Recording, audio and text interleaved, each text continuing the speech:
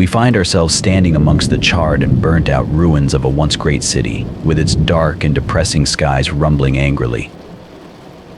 Twisted and rotting bodies lie all around us, filling the air with the foul stench of death and decay.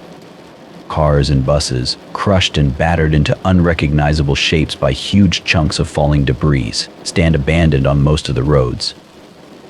Within seconds of our arrival, an inhuman cry reaches out to us from a small, three-story building in the middle distance, and for a moment we stare back into its black and empty windows but see nothing.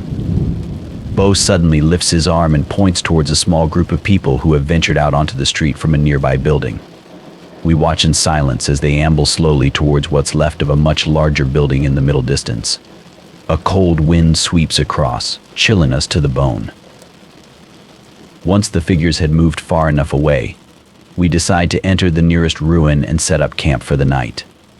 Laura lifts a tin from her backpack and takes out what little food we have left for us all to share.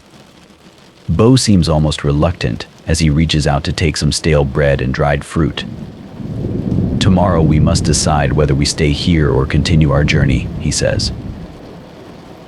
I watch silently as Laura settles down in the corner next to me, pulling her blanket over herself until only the top half of her head is left showing.